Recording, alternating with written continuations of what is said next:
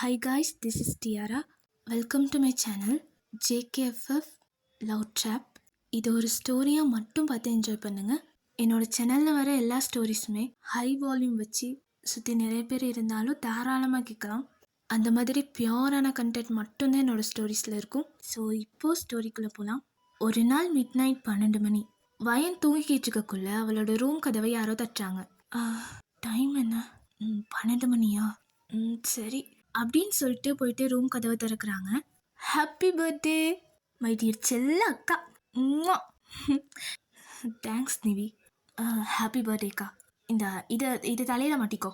என்ன அர்ஜுன், இது சின்ன குழந்தைங்க போடுற மாதிரி இருக்கு. நீ அடைச்சுமா போடுக்கா, ஒரு நாளைக்கு தானே அப்படின்னு பர்த்டே கேப்பெல்லாம் போட்டு அதுக்கப்புறம் நிவி வயனோட கண்ணை மூட்டுறா. அது சரி, என்ன சர்ப்ரைஸ் பண்ண போறீங்களா என்ன ரெண்டு பேரும்? அக்கா இதோ பாரு, இந்த தடவையும் அது இதுன்னு கேட்டு எங்க வாயில இருந்த வார்த்தையை வாங்கி என்ன சர்ப்ரைஸ்னு முன்னுக்கே கண்டுபிடிச்சிடாத. அப்புறம் நான் என்ன பண்ணுவேன்னு தெரியாது. இதெல்லாம் ஆராயக்கூடாதுக்கா, அனுபவிக்கணும் அப்படின்னு சொல்லிட்டு நிவியும் அர்ஜுனும் வயனை பால்கனிக்கு கூப்பிட்டு போறாங்க. அங்க பர்த்டே செலிப்ரேட் பண்ண எல்லாம் ரெடி பண்ணியிருப்பாங்க. போயிட்டு நிவி அப்படியே வயனோட கண்ணுல இருந்து கையை எடுத்தோன்னே அவளுக்கு அங்க ஃபர்ஸ்டா தெரியுறது அவ அப்பாவோட ஃப்ரேம் போட்ட படம். அக்கா, ஒவ்வொரு தடவையும் அப்பா நம்ம கூட இல்லைன்னு ஃபீல் பண்ணியிருக்கல, இன்னைக்கு அப்பா கூட தான் செலிப்ரேஷன் அப்படின்னு அர்ஜுன் சொன்னோன்னே வயனோட கண்ணு லைட்டா கலங்குது. டே அண்ணா பாத்தியா, இதுக்கு தான் நான் வேணான்னு சொன்னேன். இனிதான் ரொம்ப அழ போறா. அக்கா அதோ பாரு, கண்ணுல இருந்து ஒரு சொட்டு கீரை விழக்கூடாது. உள்ளந்துச்சுன்னா பர்த்டேன்னு கூட பார்க்க மாட்டேன். சரி சரி நாளல அது அப்படின்னு சொல்லிட்டு போய் கேக் வெட்டி எல்லாம் செலிப்ரேட் பண்றாங்க. அப்போ நிவி அர்ஜுன் வயனுக்கு கிஃப்ட் எல்லாம் கொடுக்குறாங்க. டே அர்ஜுன், இதெல்லாம் ஆல்ரெடி என்கிட்ட டேப்லாம் இருக்குதுல்ல. அக்கா இதுல நியூ ஃபீச்சர்ஸ்லாம் அப்டேட் பண்ணியிருக்காங்க. உன்னோட ஆஃபீஸ் ஒர்க்கெல்லாம் ரொம்ப யூஸா இருக்கும். ஆனா ரொம்ப செலவா இருக்குல்ல அர்ஜுன், உன்னோட காலேஜ் செலவு இருக்குதுல்ல. அப்போ நிவியும் முறைக்க, இல்லல அது இதெல்லாம் எதுக்கு, நீங்க எப்பவுமே கூட இதே மாதிரி பாசமா இருந்தாலே எனக்கு போதும் அப்படின்னு சொன்னோன்னே நிவியும் வந்து வயனை ஹக் பண்ணிக்கிறா. இந்த மாதிரி அங்க நடந்து செலிப்ரேஷன்லாம் முடிச்சுட்டு தூங்க போயிட்டாங்க. ஏன்னா வயனுக்கு காலையில ஆஃபீஸ் இருக்கு. காலையில வயன் புது ட்ரெஸ்லாம் போட்டு ஆஃபீஸ்க்கு ரெடி ஆகுறாங்க. அவங்க ட்ரெடிஷ்னலா தான் வேர் பண்ணுவாங்க. ஸோ ஒரு ப்ளூ கலர் அனார்கலி, அப்புறம் அவங்களோட வேவி ஹேரை ஃப்ரீயா விட்டு சின்னதா ஒரு ஜிமிக்கி அந்த மாதிரி போட்டு ரெடி ஆகுறாங்க. அப்போ அங்க அர்ஜுன் வந்துட்டு, ஷா வேற லெவல்ல இருக்கக்கா, செம்மையா இருக்க, எத்தனை பேர் சைட் அடிக்க போறாங்கன்னு தெரியல, பின்ன ட்ரெஸ் செலெக்ஷன் தானாச்சே அப்படின்ட்டு நிவி சொல்றா. போதும் ஆனா சொல்லக்கூடாது, ரொம்ப ஓவரா பண்றீங்கடா ரெண்டு பேரும். சரி சரி சீக்கிரம் கிளம்புங்க, அப்புறம் நீங்களும் லேட் ஆகி நானும் லேட் ஆகி எப்பப்பா. குயிக்கா கிளம்புங்கடா ரெண்டு பேரும் அப்படின்னு அவங்க ரெண்டு பேரும் கிளம்பி காலேஜ்க்கு போயிடுறாங்க. அப்புறம் வயனும் ரெடி ஆயிட்டு வந்துட்டு அவ அப்பா படத்துக்கு முன்னாடி நின்று, நீங்க எங்களை விட்டு போய் 6 வருஷத்துக்கு மேலாயிடுச்சு, இருந்தாலும் கூட இப்போ வரைக்கும் உங்களை ரொம்ப ரொம்ப மிஸ் பண்ணுறேன்ப்பா. அது ஏன்னு தெரில, ஏன் அவ்வளோ சீக்கிரம் போனீங்க? இருந்தாலும் பாருங்க, உங்கள் பொண்ணு ரொம்ப சந்தோஷமாக தான் இருக்கா. அப்புறம் அர்ஜுன் நிவியையும் நான் நல்லா படிக்க வச்சிட்ருக்கேன். நான் ஒரு டாக்டர் ஆகணும்னு ஆசைப்பட்டேன், என்னால் கண்டினியூ பண்ண முடியல. ஆனால் பாருங்க, அர்ஜுன் இன்னும் 2 வருஷத்தில் ஆயிடுவான். அங்கிட்டு நிவியும் காலேஜில் நல்லா பெர்ஃபார்ம் பண்ணிட்டு இருக்கா.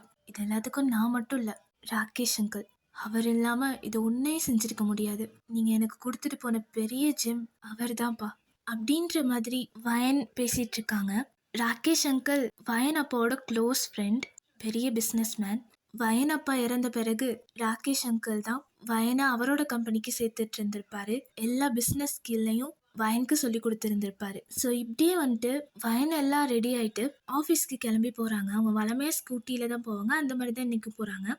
போக்குள்ள அவங்களோட மைண்ட் வாய்ஸ்லேயே, இன்னைக்கு ராகேஷ் அங்கிள்கிட்ட நான் இப்போ என்ன சொல்கிறது, கம்பெனிக்கு புது சிஓ வரப்போகிறாரு, ஆனால் அதுக்கு என்ன பிஏவாக இருக்க சொல்கிறாரே, கண்டிப்பாக ஆஃபீஸில் சீனியர் ஸ்டாஃப்ஸ் எல்லாம் இதை ஒத்துக்குவாங்களானே தெரியல, கன்ஃபார்ம் பிரச்சனை பண்ண போகிறாங்க. அவர் சொல்கிற மாதிரி நான் குயிக்காக எல்லாத்தையும் கற்றுக்குவேன், அதுலெல்லாம் எந்த பிரச்சனையும் இல்லை. ஆனால் சீனியர் ஸ்டாஃப்ஸ் எல்லாம் தான் இடிக்குது. அதோட வரப்போகிற புது பாஸ் எப்படி இருப்பாரோ தெரியல. ராகேஷ் அங்கிளுக்கு பிஏனா கூட ஓகே, ஆனால் ஐயோ இதுக்கு என்ன சொல்கிறதுனே தெரியலையே. முடியாதுன்னு சொல்ல முடியாது, ஏன்னா இவ்வளோ நாளாக இருந்ததுக்கு ரீசனே ராகேஷ் அங்கிள் தான். எப்படி இயலாதுன்னு சொல்ல முடியும்? என்ன பண்ணுறது? ஓகேன்னு சொல்லுவோமா வேணாமா? சரி, எதா இருந்தாலும் பார்த்துக்கலாம்.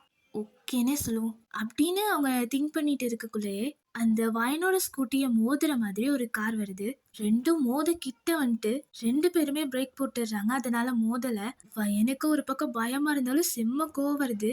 ஏன்னா இன்னைக்கு அவங்கள்ட்ட பர்த்டே. ஒரு நல்ல நாள்ல இப்படி யாராவது காரை குறுக்க விட்டா மூடு ஸ்பாயில் ஆகும்ல. அதனால வயனுக்கு செம்மையா சூடாகுது. ஷபா, ஓ காட், கொஞ்ச நேரத்துல என் உயிரோட விளாண்டுட்டான். கண்ணை எங்க வச்சுட்டு ஓட்டுறானோ இவன அப்படின்னு சொல்லிட்டு வயன் ஸ்கூட்டியை விட்டு இறங்கி கார் கிட்ட போறாங்க.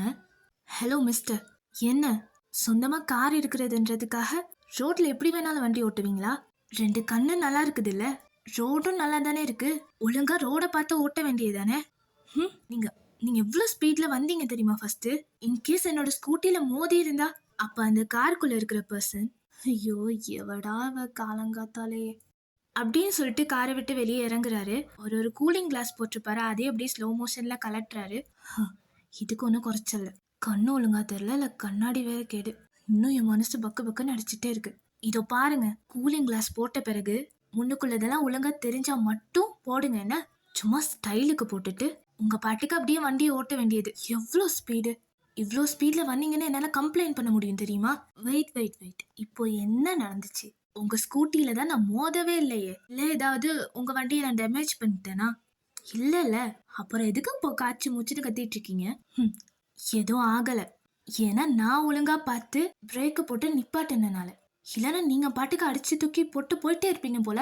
ஓகே, நான் கூட பரவாயில்ல. இங்க யாரோ வயசானவங்க சின்ன குழந்தைங்களாம் இருந்திருந்தா அப்பயும் இதே மாதிரி தானே செஞ்சிருப்பீங்க. பண்ண தப்ப ஒத்துக்குங்க மிஸ்டர். நல்லா படிச்சு வர மாதிரி வேற தெரியுறீங்க. காரை வாங்கினா ரோட்ல எப்படி ஓட்டணுன்ற காமன் சென்ஸ் எல்லாம் இருக்க தானே வேணும். அப்ப அந்த பர்சனும், ஐயோ எவடா இவ இத்தனை கேள்வி கேட்குறா, அதான் அங்க ஒண்ணுமே ஆவல பெண்ணோ. ஓகே, நான் ஒத்துக்கிறேன், என் மேல தப்பு தான். என்னால உங்க வண்டிக்கு ஏதாவது டேமேஜ் ஆயிடுச்சா சொல்லுங்க, நான் காசையாவது தந்துட்டு போறேன். அந்த காசெல்லாம் ஒண்ணு எனக்கு வேணாம். அந்த அளவு சீப்பான பொண்ணெல்லாம் நான் கிடையாது. அப்புறம் அப்புறம் எதுக்குமா என் உயிரை வாங்குற? எனக்கு எவ்வளவு வேலை இருக்கு தெரியுமா? காலையில நொய்னு பேசி என் மூட ஸ்பாயில் ஆக்கிட்டு இருக்க. வேலை வெட்டி இல்லாம உன்கிட்ட பேசணும்னு எனக்கு என்ன தலையெழுத்தா? ஹோ, நான் உன் மூட ஸ்பாயில் பண்ணிட்டேன். டேய், நீ தாண்டா உன் காரை என் வண்டியில விட்டு என் மூட ஸ்பாயில் பண்ணிட்ட. என்ன என்ன மரியாதையெல்லாம் குறையுது? ரோட்ல ஒழுங்கா வண்டியை ஓட்டதில்ல, உனக்கெல்லாம் என்ன மரியாதை? ஆமா, உனக்கெல்லாம் யாரு லைசன்ஸ் கொடுத்தா? ஒன்ன சொல்லக்கூடாது, அவனை சொல்லணும். ஓகே காய்ஸ், இந்த பாட்டு அவ்வளோதான். எப்படி இருந்துச்சுன்னு கமெண்ட் பண்ணுங்க. அப்புறம் அந்த லாஸ்ட்டாக காரில் வந்த பர்சன் யாராக இருக்கும்? எனி கெஸஸ் இருந்தால் அதையும் சொல்லிட்டு போங்க. பாய்.